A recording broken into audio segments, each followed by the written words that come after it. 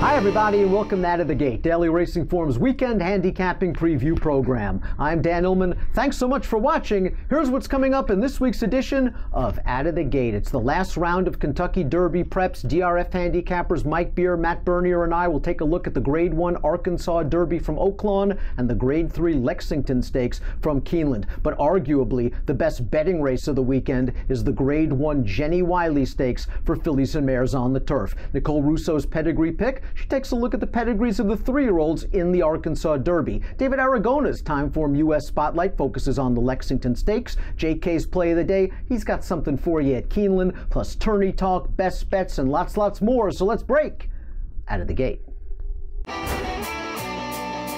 Let's begin Out of the Gate with our Hot Topic segment. Mike Beer, last week, your Derby Top 5 led off with Justify. That was pre-Santa Anita Derby. I have a feeling he's still number 1 on your list right now. Yeah, I guess I couldn't take him down after the Santa Anita Derby, which we can look at. We have a replay of that.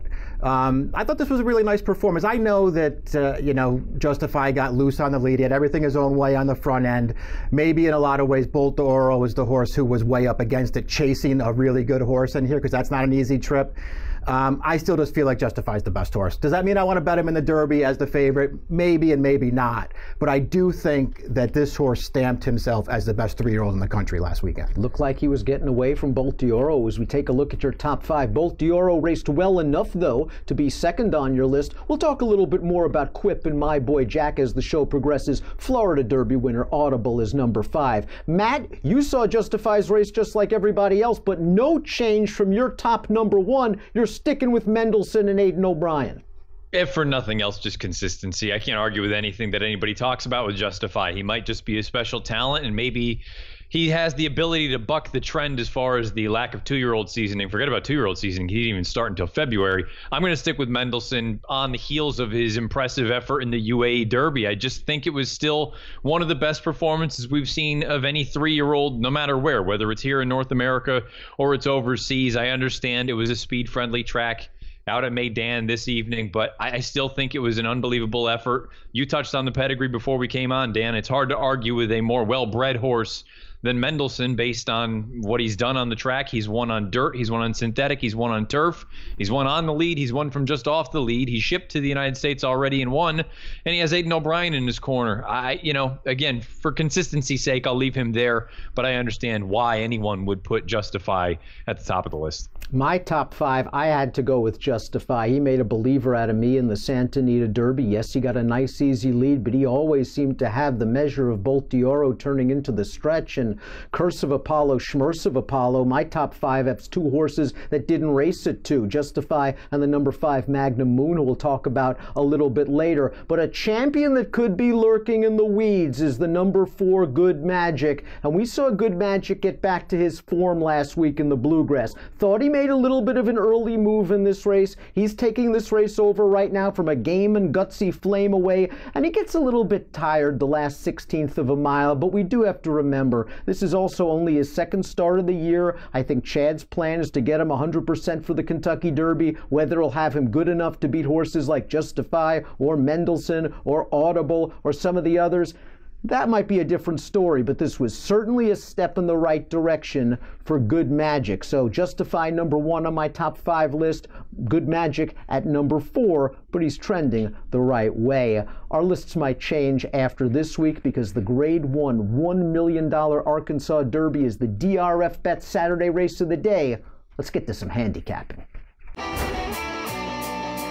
Let's take a look at the field for Saturday's DRF Bets Race of the Day, the Grade 1 $1 million Arkansas Derby. All of our Arkansas Derby coverage on DRF.com this week, presented by Gainesway, and you can access free formulator past performances for the Arkansas Derby on the Race of the Day event page at DRF.com. You can also find expanded stakes previews of all of the graded stakes races this weekend at video.drf.com or the Daily Racing Form YouTube channel. Mike Beer, we all know Bob Baffert's stellar record at Oaklawn Park. He's got the second choice on the morning line in Solomini. Where is Solomini from a form standpoint? He was such a highly touted 2-year-old. Where is he right now in terms of form? I guess we'll find out. I mean, I feel like he's only run once this year, obviously, as a 3-year-old.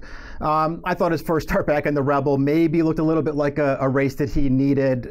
He had missed some time after his 2-year-old finale in early December. So it feels like maybe he needed that Rebel to straighten things out a little bit. Baffert, I know he has an overall really good record at Oaklawn, but I mean, what have you done for me lately, right? He's 1 for 5 at the meet. He's just another guy there this year. I like Solomini as a horse, and I do think there's a chance he could step forward on Saturday now that he has a race out of the way. But I still feel like he's a horse who does, in fact, have to step forward if he's going to win this race. And he's 2-1 on the morning line. He sort of made his name for himself in last year's Los Alamitos Futurity, a race we'll take a look at now. You know that there's McKinsey and Instilled Regard, 2 talented horses to his inside. Solomini's rolling on the outside. This was a very controversial disqualification where Solomini was taken down. He has yet to win a Grade 1. He has multiple Grade 1 place, but this race did put him on the radar screen of a lot of pundits, and since then he's only raced once in the Rebel. Matt, what did you think of his Rebel performance? What did you think of the Rebel overall?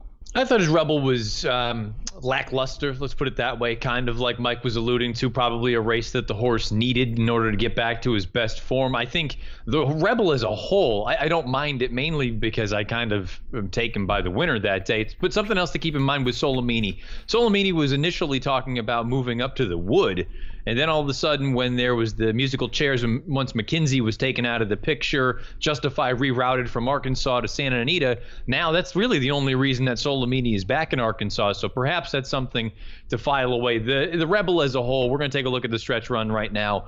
I thought this was a really impressive effort from Magnum Moon. Magnum Moon has not done anything wrong for Todd Pletcher. You see him taking over right now. Solomini is in there as well as Combatant. All 3 of them are coming back here in this spot on Saturday. I think the thing that I like most about Magnum Moon here is that this is the first time he's actually faced good horses. He had to work a little bit, and I see him getting drifty a little. I think that was more a matter of he's out there by himself. There's nobody else really around him. He's still green. He's only run 3 times.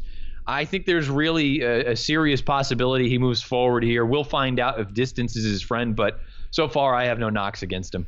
Mike, if you didn't like the Rebel as a race, the logical alternative is Quip, who's coming out of a victory in the Tampa Bay Derby, a race that has come back very live. Yeah, it's come back a pretty strong race so far. We'll see what happens with Quip, and you're right. I mean, it's really the only other way to go in this race if you didn't love the Rebel.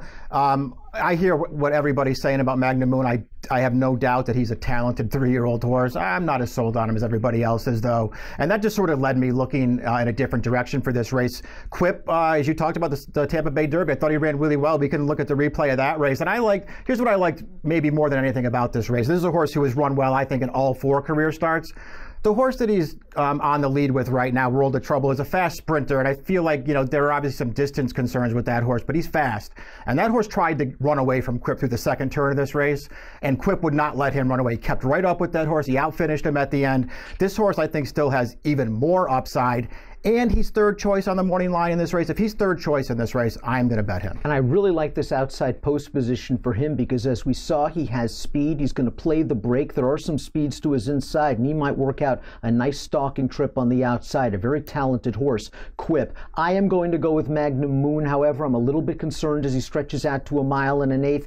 It was either Magnum Moon or Quip for me. I decided to go with Magnum Moon for Todd Pletcher. 3 for 3. He's got the tactical speed. The Timeform US Pace projector has him on the lead. I'm not sure that's where he's going to be, but I think he'll be in prime position when the field turns into the stretch. I'm very interested to see what Nicole Russo has to say about the pedigrees of some of the contenders in the Arkansas Derby. Peter Thomas Fornatel's up after that with his Tournament Talk segment. We'll go to a break. We'll come back with one of the best betting races you'll find, the Grade 1 Jenny Wiley Stakes and the Lexington, in a minute.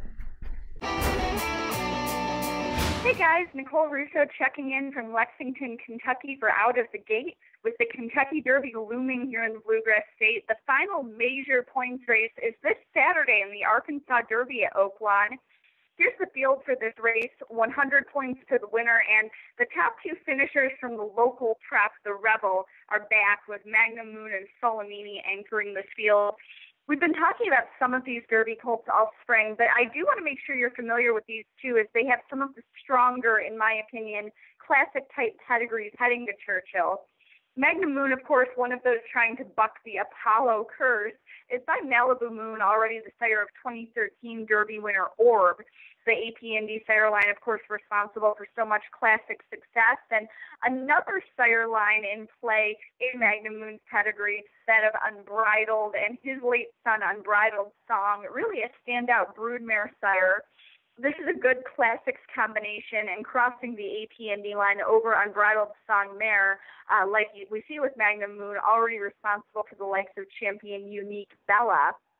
Now, Solomini by Curlin, who, of course, one of the best young classic sires out there, a winner or a classic placed runner in the series from each of his first 5 crops. Also, it's champion Good Magic and Wood Memorial winner Zeno Rosso targeting the Derby this season. Solomini from a really active female family, responsible in recent years for the likes of champion Midshipman, multiple Grade 1 winner Frosted. Of course, he was second to American Pharoah in the Belmont. And Solomini's calf siblings all won at distances ranging from 1 1/16 to 1 3/8. Really a stamina-oriented pedigree here. Keep an eye on these two in the Arkansas Derby, and moving forward as we start to solidify the Kentucky Derby field this weekend. We'll have more on DRF TV. Peter Thomas Fornatale back with you on Out of the Gate. No bluegrass behind me this week. I am back in the Brooklyn bunker. Going to be heading out tonight, however, to go to Oaklawn Park for the Arkansas Derby.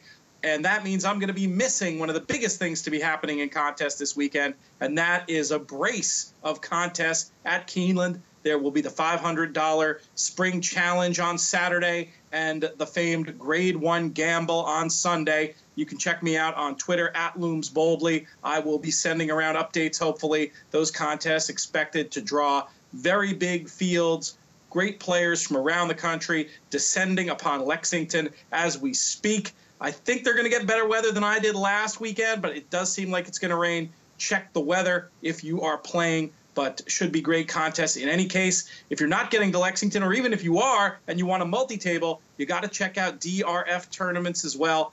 4 big contests on DRF tournaments this weekend. It starts off on Saturday, the latest Grade 1 for the World Championship of Handicapping. This contest is very likely to have a purse of the full $1 million in its second year, and there is no takeout in the finals. Amazing opportunity for horse players. Check out this opportunity on Saturday to win your way in through this Grade 1 event. If the Grade 1 price tag is too steep, you can feed your way in events all week long, only at DRF tournaments. Speaking of events that are exclusively happening at DRF tournaments, there's the World Horse Players Tour Santa Anita Preakness Challenge. On Sunday, you have a chance to win your way into that.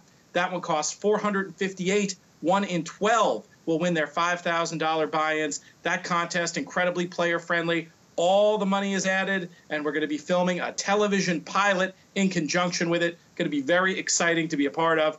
Other contests happening this weekend, both on Sunday. There are opportunities to win into the Monmouth Pick Your Prize event on June 2nd. And then the very next week, the biggest prize of the weekend on DRFT, awarding a seat and travel money to the Belmont Stakes Challenge, of course, June 9th, with that mini Breeders' Cup card that'll be happening at Belmont that day. Big money live bankroll.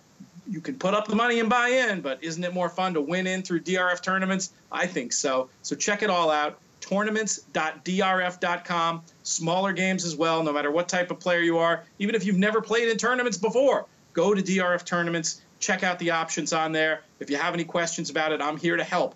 Hit me up at Looms Boldly, or for longer questions, you can find me podcast@drf.com. That's all I have for this week. I'm Peter Thomas Fornatale. Stay tuned for more Out of the Gate. And Monomoy Girl in the final furlong of the Central Bank Ashland has the lead by 6. It is all Monomoy Girl to take the Central Bank Ashland. You asked, we listened. DRF Plus has more flexible subscription options. Use DRF Plus Basic for exclusive news and analysis, including our DRF Live real-time news feed. Or go deeper with DRF Pro and unlock buyers, closer looks, picks, and reports, including the DRF Daily Game Plan. DRF TV viewers get 50% off the plan of your choice. Use code DRFTV50 at checkout. Learn more about the DRF Plus subscription plans at drf.com/plus. Welcome back to Out of the Gate. Let's take a look at the field for the Grade 1 Jenny Wiley Stakes at Keeneland. For fillies and mares going 1 mile and a 16th on the turf, carded is race number 10. For expanded stakes previews of the Jenny Wiley and all the graded stakes races all weekend long, visit video.drf.com or the Daily Racing Form YouTube channel. Mike, Chad Brown's got 3 in here. He's got 3 good ones. Off limits, though, might have gotten the right prep last time out at Tampa Bay. Yeah, that's how I was looking at it. I really feel like when you go back through the replay of that Hillsborough, the Grade 2, and by the way, it must be nice if you're Chad Brown when you can use a Grade 2 race as a prep off the layup. But I feel like that's maybe what he was doing with Off Limits, a filly who had a tremendous year last year in 2017. Here's her first start back, and there are a bunch of horses exiting this race, coming back in the way. There's your winner, 4-star Crook, who closed down the outside. I thought Proctor's Ledge, who eventually runs second, runs a really nice race to be second best here. You'll see her hop to her wrong lead here at the very end of the race. La Coronel got to look at it up the rail. She wasn't quite good enough.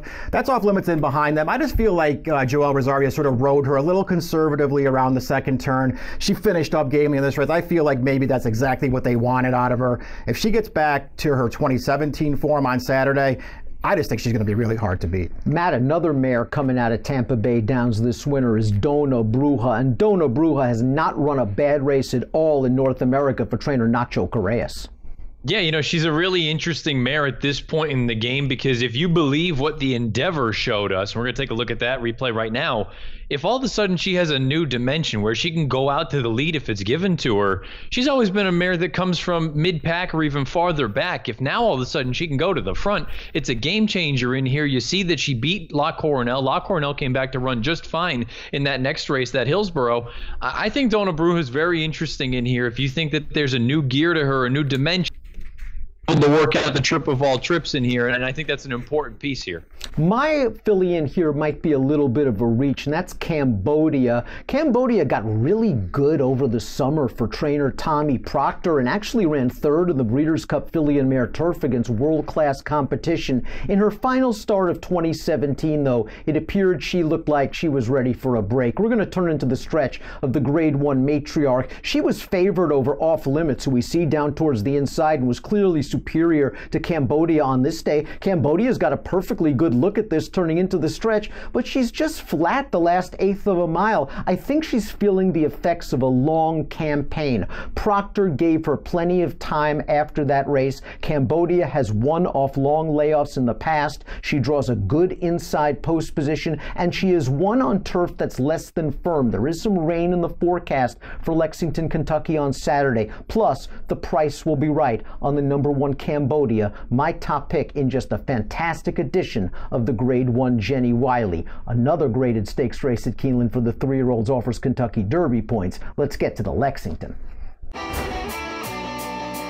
Let's throw up the field for the Grade 3 Lexington Stakes for 3-year-olds, perhaps on the Kentucky Derby trail. If not, we might get a Preakness starter or two. It's race number 9 at Keeneland on Saturday. $200,000 is the purse. They'll travel 1 mile and a 16th. For expanded stakes previews, visit video.drf.com. We talk about every horse in every graded stakes race this weekend, and we cover them in great depth. Matt, the number 10 Zanesville was a horse that Mike Beer liked last time out in the Jeff Ruby Stakes on synthetic, although he had done his best running on dirt. He's getting back to dirt. You're on him.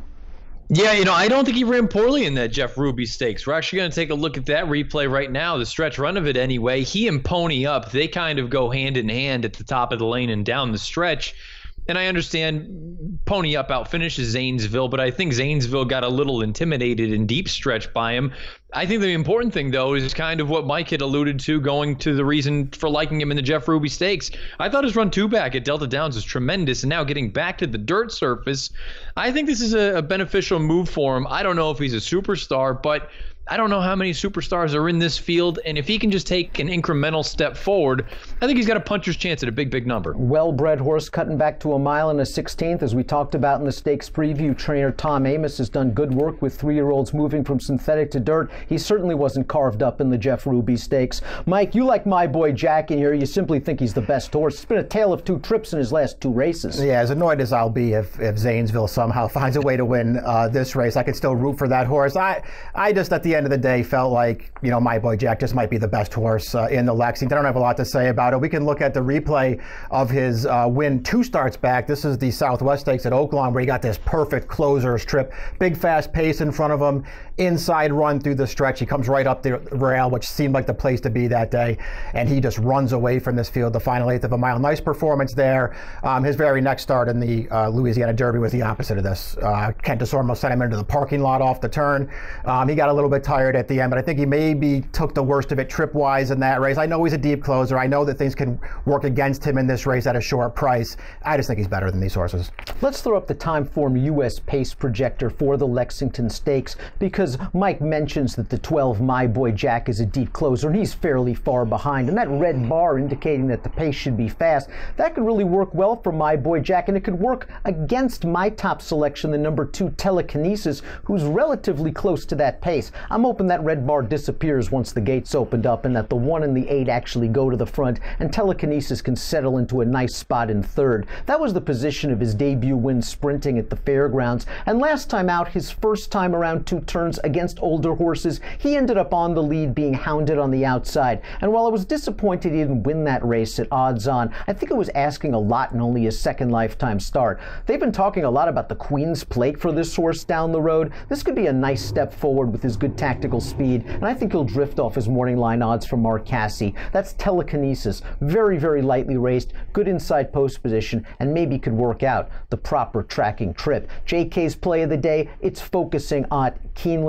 Perhaps the Lexington Stakes will be involved. I know that's where David Aragona of Timeform US is going to be focusing his Timeform US spotlight. Let's go to those segments and then come back for our best bets of Saturday.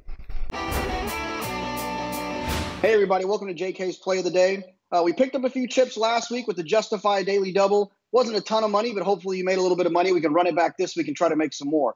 We're going to play the pick 3. I know a lot of people will probably be looking to play the pick 4, but I don't have a real opinion in the last leg, so why play the pick 4 when you can just play the pick 3? Starting in race 8, I'm going to single Lady Aurelia. I know this is a prep race for Ascot. However, Lady Aurelia's 80% is probably good enough to beat these. She's probably one of the best turf sprinters, if not the best turf sprinter in the world. I think Lady Aurelia will be extremely tough here. She's run well at Keeneland before. She's been training at Keeneland. I think she'll be tough in here, even though she'll be an extremely short price, the 8 Lady Aurelia. Going on to the Lexington, a little bit of a Derby afterthought for these. They're running out of time to get there, but still a possibility, not really a ton of points. My Boy Jack is probably the most likely winner. He's drawn kind of poorly outside. I was a little bit against him 2 back for the inside run on an inside speed day at Oaklawn. However, he did run pretty good last time at Fairgrounds. He was closing into a quick pace. Middle moved there, ran well enough, and on figures alone, he seems to be a little bit of a standout versus these. So I'm going to use My Boy Jack here, but I'm also going to use 7 Trumpets. I've been chasing 7 Trumpets for Dale Romans for a while, trying to get that one in the winner's circle. I know they thought highly of that one as a 2-year-old. Hasn't really panned out to be the horse that they all expected him to be, but I think that there's still a chance that he could pick up the pieces here if My Boy Jack gets a poor trip or isn't as good as maybe he might have tricked us into believing he is. So I'm going to use those 2 horses, the 3 7 Trumpets and the 12 My Boy Jack. And then on to the grade 1 Ginny Wiley. What a cool race this is. A lot of really big names, a lot of good horses, some of the best in the filly and mare division, kind of in that middle distance on the turf. I need 2 horses here. Both of them happen to be trained by Chad Brown. The 3 Off Limits was closing into that slow pace last time, was kind of stuck in behind a wall of horses off of a layoff. Now she's second off of a break. I think she's one of the best turf horses that we have here in the United States, and I think Off Limits is going to be extremely tough in this spot. And then I'm also going to use the 7, Sister Charlie. I've been waiting for this horse to run back since she ran in the Belmont Oaks back at Belmont in July of 2017. She was wide around there. She kind of had a wide trip, was still running on well. I really like Sister Charlie in here. I'm really excited about actually having a play where there's a lot of live horses, but I feel really comfortable with just taking 2 of them. La Coronel's going to get bet. She always runs well at Keeneland. She's won 4 times at this distance, 3 for 3 at Keeneland, so a lot of people will pay attention to that. But all I need is the 2 Chads and Sister Charlie and Off Limits. Good luck, and we'll see you next week. Hi, everyone. This is David Aragona with this week's Timeform US Spotlight. We're going to be taking a look at the 9th race on Saturday at Keeneland. It's the Grade 3 Lexington Stakes, one of the last chances for horses to accrue points towards getting into the Kentucky Derby on the first Saturday in May. Just 3 weeks out from that race, this weekend we have the Arkansas Derby offering 100 points to the winner of that race. But the Lexington offers just 20 points to the winner of this race, so you really need to probably win this race to get into the Derby or have any chance to do so if you're a horse that already has some points coming into the race. Let's take a look at the time from best preview screen for this race. You've got a 12-horse field, and the runner posted all the way on the outside is the one that most people's eyes will be on, My Boy Jack. He comes in with the most points. I think he has 32 qualifying points towards the Derby, so he really needs a first or second place finish just to solidify his position in that race. But he got pretty unlucky with the post-position draw outside in the 12-horse field. Keeneland, that mile and a 16th configuration, they kind of break a little behind the finish line. There's the short run and the stretch going this distance. You kind of want to make your move a little bit earlier. That could hinder my boy Jack. We'll have to see what kind of trip he works out.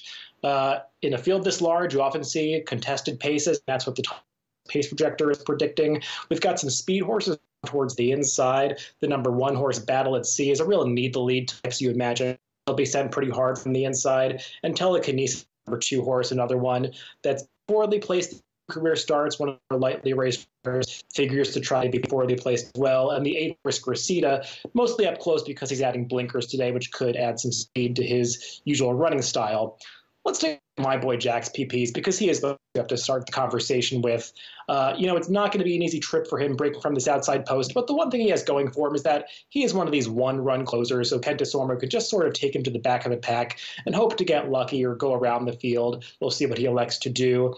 His recent form has just been better than what the form of the rivals he's facing in this race. The 117 and 115 time form US speed figures that he earned in both the Southwest and Louisiana Derby are 2 of the top numbers in this field. Last time out, you could make the argument that he hung a little bit and he should have won that Louisiana Derby, but he got pretty far out of that race on the backstretch and had to make this wide looping move around the far turn. And yeah, he probably, got a little shy to go past those horses late. But all things considered, he ran well that day and he's coming into this race in good form. He's strictly the horse to beat. I really have no strong argument against him except for the fact that he's going to be a pretty short price in a race where there are plenty of other options. The other horse that's coming in with some pretty eye-catching speed figures is the number 6 horse, Grivitos. He got pretty good for a span of about 2 months last year out in California. He won the Bob Hope, a Grade 3 race going a sprint distance at a big price of 21 or 19 to 1.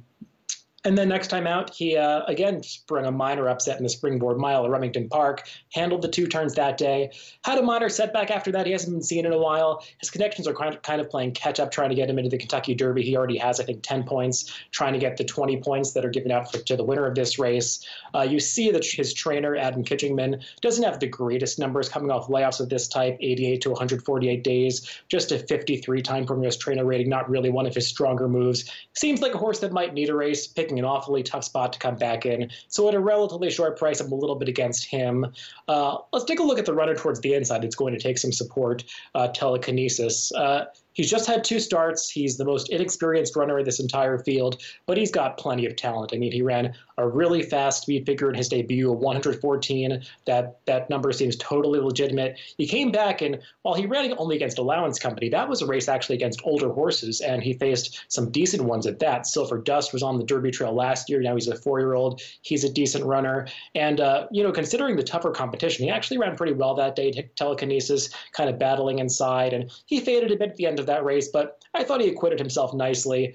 It's a lot to ask of a horse in just his 3rd career start to step up against Stakes Company, especially in such a large field. So I'll be using him because I respect his talent, but I don't think you're going to get that big of a price. I'm taking a shot with the number 4 horse, Honor Up, as my top pick.